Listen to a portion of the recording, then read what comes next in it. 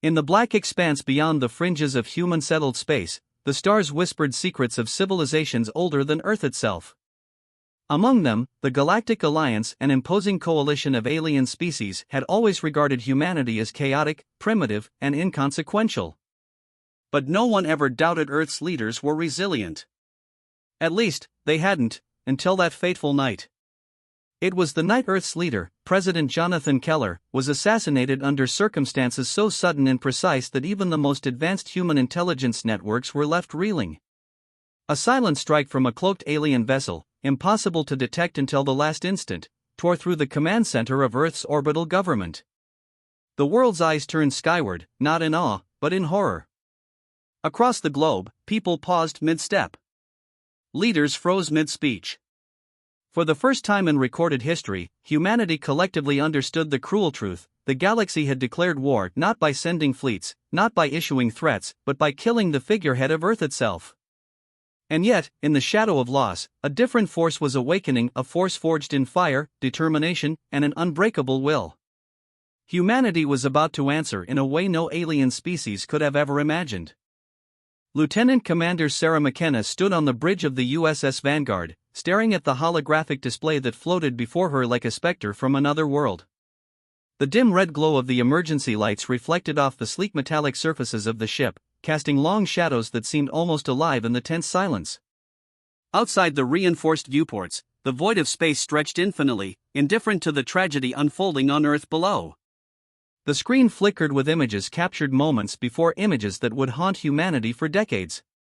Smoke twisted like living serpents from the orbiting government command hub, rising in dense, black spirals that blotted out the city beneath. And at the center of it all, the face of President Jonathan Keller appeared for the last time, frozen in shock and disbelief, before the feed was consumed by static. Sarah's hand tightened around the edge of the console, knuckles whitening. "Confirm it," she demanded, her voice tight, controlled, though the anger simmering beneath it threatened to spill over. Ensign Daniel Price, her communications officer, hesitated, his fingers hovering over the console as though touching the truth might make it less real. "It's confirmed, ma'am," he said finally, voice low, almost broken. "The command hub is completely destroyed. There are no survivors." The Alliance vessel, cloaked, completely undetectable, appeared for less than 10 seconds and then vanished. Sarah slammed her fist onto the console. The reverberation shook the station beneath her boots, but it was not enough to shake the fury coiling in her chest. "They've crossed every line known to humanity," she spat, voice raw. "Every single line." A heavy silence filled the bridge. The crew's eyes were fixed on her, searching for a spark of direction, a signal that they would not be left to drown in despair. And in that moment, Sarah McKenna became more than a commander. She became the embodiment of Earth's wrath, a steel spine and a body that refused to bow. Across the globe, the impact of the assassination rippled like shockwaves. In New York, Chicago, Los Angeles, and every city across every continent, people froze mid-motion, eyes turned skyward, staring at their devices in horror. Families huddled together, children clinging to parents who could offer no explanation. The world's networks buzzed with the same unthinkable news: President Keller is dead. Humanity has been attacked. In the International Defense Council, assembled hastily in the orbital command complex, tension filled the room like a physical weight. Generals, admirals, and intelligence directors from every corner of Earth's coalition spoke at once, urgency and disbelief tangling in a cacophony of fear and anger. Among them, General Robert Hayes, a veteran of countless interstellar campaigns, stood silent, gaze fixed on the planet below. The faint blue oceans and green continents glimmered in the orbital lights, oblivious to the chaos humanity's enemies had wrought. "This isn't just an attack," he muttered to no one in particular, voice gravelly from years of command. "This is provocation. They think fear can control us. They're about to learn how wrong they are." Back aboard the Vanguard, Sarah activated the ship's strategic interface. Schematics of the cloaked alien vessel filled the air, shimmering with an otherworldly complexity that would have paralyzed a lesser mind. Its hull bent light around it like a pool of liquid darkness, shields interlaced with energy patterns unfamiliar to any human engineer. "We need to track them," Sarah said, her voice sharp, every syllable cutting through the tension. Every second we wait, they become bolder. Every second they remain unchallenged is another second we allow them to mock humanity. Daniel's fingers hesitated over the console. Ma'am, that vessel, it's unlike anything we've ever encountered. It adapts, it. Then we learn, Sarah snapped, her eyes blazing. We adapt. We improvise. We fight. That is what humanity does. That is who we are. And in that declaration, the crew found a spark of hope. Fear lingered, yes, but it was tempered now by determination, a determination that would become a blade sharper than any alien weapon. Within 72 hours, Earth mobilized at a pace no one thought possible. Secret shipyards on Mars, Titan, and Europa launched vessels retrofitted with weapons that had never been disclosed to the public. Advanced railguns, plasma torpedoes, cybernetic enhancements, and AI-driven tactical systems were deployed en masse. Humanity had been mocked as weak, as primitive, as technologically inferior. And now, the galaxy would discover the terrifying power of those very systems, wielded by a species united by grief and rage. In the orbital command hub, General Hayes oversaw the deployment with the precision of a man who had known war intimately. Target acquisition, navigation, armaments, everything must be flawless, he barked. This is not just retaliation. This is a message. Let them understand that killing our leader was the single worst mistake they ever made. On board the Vanguard, Sarah's eyes never left the schematics of the alien vessel. Each data stream, each faint energy pulse, was analyzed, catalogued, and compared with humanity's existing technology. The aliens had believed themselves untouchable, invisible, beyond comprehension. But for the first time, they were being studied, understood, and prepared for. This ends tonight, she whispered, almost to herself. The words carried through the bridge, echoing in the hearts of every officer, every engineer, every fighter who had dedicated their life to defending humanity. The first wave of human starships departed Earth's orbit, a ghostly armada moving silently through the void. Their engines left faint trails of ionized gas that glimmered like silver threads against the black canvas of space. A single message was transmitted in a language every galactic civilization could understand, encoded in signals that would ripple across systems like a declaration of war. We will not kneel. We will not surrender. Humanity answers to no one. Sarah turned to her crew, her gaze sweeping over each face. Remember this, she said, voice steady yet charged with emotion. They wanted fear. They wanted chaos. They will find neither. What they will find is our will. Our determination. And our wrath.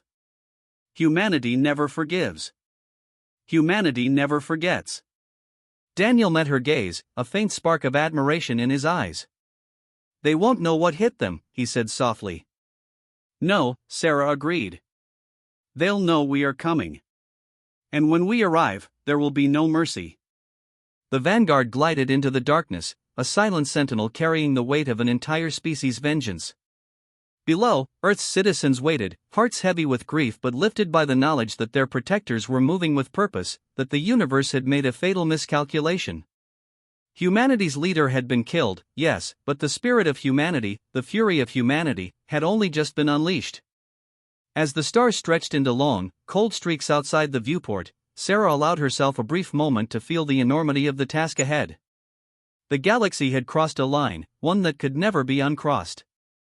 And in that stark, unforgiving void, Lieutenant Commander Sarah McKenna and her crew made a silent vow. For Jonathan Keller. For Earth. For all of humanity. The war had begun. The void of space stretched endlessly ahead, cold and indifferent, as if mocking the fury that now propelled humanity's fleet. Lieutenant Commander Sarah McKenna stood on the bridge of the Vanguard, her posture taut, eyes fixed on the faint anomalies flickering across the tactical display. Every flicker of energy, every ripple in the dark expanse, was a whisper of the alien vessel that had shattered Earth's peace and assassinated President Keller. We're closing in on the Vorton cluster, Ensign Daniel Price said, his voice betraying both excitement and tension. Sensor readings are inconsistent. They're masking themselves, but there's a pattern. I think we can follow it. Sarah didn't respond immediately. Her jaw tightened as she analyzed the data. The vessel they were hunting was a predator of the void, sleek, cloaked, and terrifyingly intelligent. It had killed with surgical precision and vanished before Earth could even mount a defense. Now, humanity's finest would hunt it down. Almost isn't enough, she said finally, her voice cutting through the tense hum of the bridge. They've underestimated us. That's all we need. Almost isn't enough, they won't see the rest coming. The fleet moved like shadows through the cluster, weaving between asteroid belts that shimmered with dust and ice, threading through magnetic storms that could tear lesser ships apart. The vanguard led the charge, a silent spearhead aimed at the heart of the enemy's arrogance. For days, the humans followed the faint energy trails, engaging in brief but deadly skirmishes with scouting ships designed to probe and taunt. Each alien craft was dismantled with precision. Railguns tore through hulls, plasma torpedoes obliterated shields, and tactical AI systems predicted evasive maneuvers before they were executed. Humanity's wrath was precise, relentless, and terrifyingly effective. On board the Vanguard, the bridge crew worked with the seamless coordination of a machine, each movement purposeful. Daniel's hands flew across the console as he decrypted alien communications, piecing together fragments of strategy, while Chief Engineer Elena Vargas monitored the strain on the ship's reactors, ensuring the Vanguard could sustain its full offensive power. "This is unlike anything we've faced before," Daniel muttered, scanning the tactical feed. "Every maneuver, every attack, they anticipate it, but our countermeasures are working. Slowly, but surely, we're learning." Sarah's eyes didn't leave the display. "Learning is enough," she said. "They've killed our leader. They've declared war. Now we teach them what humanity is capable of." In the Vorten cluster, the alien vessel began to realize that the humans were not merely chasing, they were adapting.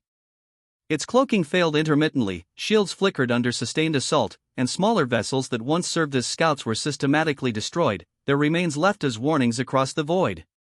Humanity was sending a message that resonated with clarity: we do not forgive. We do not forget. Meanwhile, General Robert Hayes oversaw operations from the command hub orbiting Earth. Every strike, every intelligence intercept, every tactical adjustment made by the fleet fed into a single, terrifying plan. "Make it impossible for them to recover," he ordered. "Shatter their supply lines, cripple their fleets, disable their communications. Make them question every decision they've ever made. Let the galaxy know that Earth responds with fire when provoked." Sarah's gaze hardened as the alien vessel appeared in the sensor feed, a dark silhouette cloaked in shifting energy, almost invisible, almost untouchable.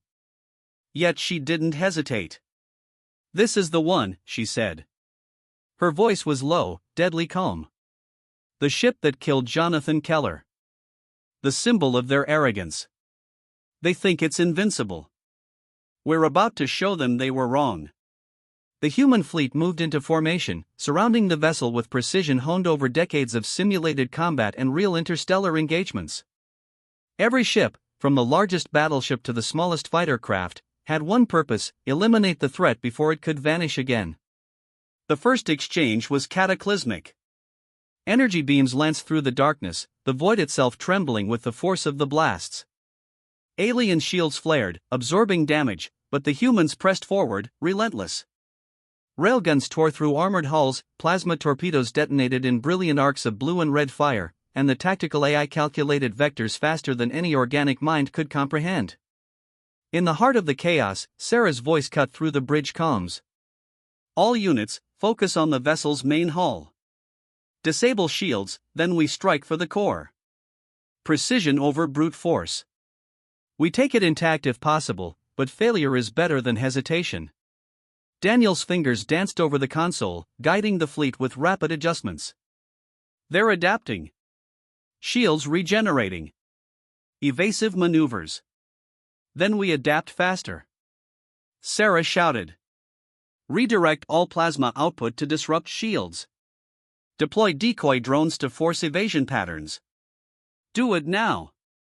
The alien vessel roared in response, energy flares erupting as it unleashed countermeasures designed to obliterate everything around it. Explosions illuminated the cluster in a surreal, almost beautiful light. Space became a battlefield of flickering fire and shadow, where the humans moved with the precision of a single organism. And then, it happened. The vessel made a critical error. In its attempt to escape through a debris field, it exposed a weak point in its energy matrix, a flaw that humanity's tactical systems identified instantly. Now! Sarah yelled. The fleet concentrated its fire. Railguns pierced the armor, plasma torpedoes detonated inside the hull, and the Vanguard delivered the final strike, a charged ion beam that destabilized the vessel's core. It erupted in a blaze of energy, disintegrating piece by piece in a spectacle that illuminated the cold blackness of the Vorten cluster. Silence followed. The human fleet, battered but triumphant, drifted through the wreckage. Smoke and plasma trails hung in the void, a testament to the vengeance humanity had exacted. Sarah exhaled, the tension in her shoulders easing just slightly. "It's done," she said softly, though her voice carried the weight of relief, grief, and rage all at once. Daniel shook his head, still staring at the dying embers of the alien vessel. "Not done, not entirely. But they'll remember this. Every corner of their empire will know what happens when you cross Earth." "Good," Sarah said. Her eyes swept the fleet, lingering on each ship, each crew member who had fought with unyielding determination. "Let this be a warning. They killed one man, but they awakened an entire species. The galaxy should never forget that." As the fleet charted a course back toward Earth, the reality of what they had accomplished began to settle in. Humanity had faced a superior adversary and survived, adapting faster, striking harder, and proving that the stars were not the exclusive domain of those who claimed to dominate them. On Earth, memorials for President Keller were solemn, but the tone was unmistakable: pride, resilience, and defiance. Humanity had taken vengeance, yes, but they had done so with precision, honor, and strategy. The galaxy had learned a lesson in fear and respect, a lesson encoded not in words, but in fire, plasma, and disintegrated alien hulls. Sarah McKenna allowed herself a rare, brief moment to look out at the stars. The void, once cold and indifferent, now seemed to pulse with possibility. Humanity had struck, humanity had survived, and humanity had risen not as victims, but as predators awakened. And somewhere, deep in the darkness, alien civilizations would whisper the warning that would haunt them for generations. Do not underestimate Earth. Do not kill its leaders. And above all, do not provoke the wrath of mankind. The war was far from over. But humanity had shown the galaxy the scale of its power, and there would be no turning back. The silence after the storm was deafening. In the void of space, the remnants of the alien fleets drifted like ghosts, burned-out hulls and fractured energy fields floating aimlessly, a testament to humanity's vengeance. On board the Vanguard, Lieutenant Commander Sarah McKenna stood at the bridge viewport, her hands clasped behind her back, eyes fixed on the infinite black beyond. The battle had been won, yet the weight of what humanity had unleashed settled heavy on her shoulders. "Status report," she said, voice calm but carrying the authority that had galvanized her crew through fire and chaos. Ensign Daniel Price, standing at the tactical console, scanned the final readouts. All enemy vessels destroyed or disabled. Communications lines across the Vorten cluster are down. Energy trails indicate no immediate reinforcements. Our fleet integrity is at 97%. We've made our mark." Sarah allowed herself a brief exhale. A mark they will never forget. Her voice was low, almost a whisper to herself. Humanity had survived.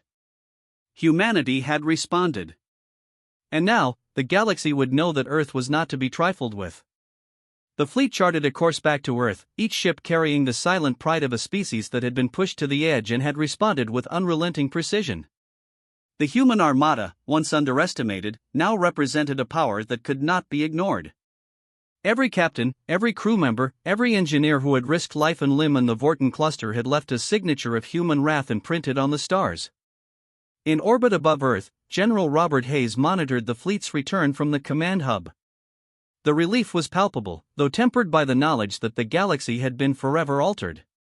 "They killed our leader," he said quietly, more to himself than to anyone else. "And we responded with a reckoning. Let every world in the Alliance remember, Earth does not forgive." Earth does not forget. And Earth does not kneel. On the ground, the world was mourning, yet there was a strange undercurrent of pride beneath the grief. Memorials for President Jonathan Keller were erected in every major city, their scale monumental, but each bore not just sorrow, but defiance. Messages honoring his leadership were accompanied by symbols of human resilience, flags flying high, fleets returning victorious, and the public display of technology that had once been secret, now celebrated as the embodiment of humanity's strength. Sarah's arrival on Earth was met with a mix of reverence and relief. The Vanguard glided into orbit over Washington, D.C., its hull reflecting the light of the rising sun over the Potomac River. Citizens gathered on the streets below, their eyes upward, watching as the ship that had led the charge returned, a living monument to humanity's resolve. Lieutenant Commander McKenna, a voice called over the comms. It was Admiral Teresa Clark, overseeing the reception from the spaceport. On behalf of Earth, welcome home. You've done what we thought impossible. Sarah responded, her voice steady but carrying the weight of the journey. We did what had to be done, Admiral. They believed they could make us bow with a single strike. They were wrong. Humanity is stronger than any one person. Stronger than any one attack. And the galaxy now knows it. The months that followed were a period of transformation for humanity. Strategic alliances with other civilizations that respected Earth's newfound strength were formalized. Defense systems were expanded, not merely for survival, but as a deterrent against future aggression. Scientists, engineers, and strategists worked tirelessly, driven by the lessons of the Vorton cluster. Technology evolved at an unprecedented pace, spurred by necessity and grief, honed into tools of survival, deterrence, and projection of power. On the global stage, leaders addressed their citizens with speeches that blended solemnity with determination. General Hayes spoke at the United Nations, his words broadcast to billions. We have faced the unimaginable. We have seen our leader fall. But in that moment of loss, we have awakened. Humanity is no longer a fledgling civilization to be dismissed or mocked. We are a force to be reckoned with. Let the galaxy understand that Earth answers attacks with precision, intelligence, and a wrath that cannot be contained. In the halls of power, debates over policy and strategy were intense, but the overarching sentiment was unanimous: humanity had proven itself, not through bluff or diplomacy, but through action. The galaxy had attempted to suppress them. It had failed spectacularly. Sarah McKenna, meanwhile, returned to the bridge of the Vanguard, now docked in Earth's orbital shipyard. She moved through the familiar corridors, her steps echoing in the silent halls. Her crew, battle-worn and proud, went about their duties, repairing systems, analyzing data, preparing for the next unknown challenge. Yet Sarah felt a rare moment of stillness. For the first time since President Keller's assassination, she allowed herself to reflect on what humanity had accomplished, not just vengeance, but a message encoded in fire, strategy, and unyielding willpower. She walked to the observation deck, gazing down at Earth. The oceans gleamed beneath the sunlight, continents sprawling with cities and forests, mountains and deserts. Humanity had survived the unthinkable. Humanity had struck back. Humanity had risen. Beside her, Daniel Price joined, shoulders slumping in relief. We did it, he said quietly. We really did it. Sarah's eyes remained on the planet below. Not just us, she said. All of them. Every person who fought, every engineer who stayed up nights, every soldier who risked life and limb. Humanity as a whole struck back. And that's why they will never forget. The remnants of the Galactic Alliance began to whisper across systems about the power of a species they had dismissed. Entire fleets reconsidered their engagements. Worlds that once scoffed at humanity now saw treaties, partnerships, and trade agreements, wary of the lessons learned in fire and plasma. The assassination of a leader had turned into a reckoning that reverberated across the stars.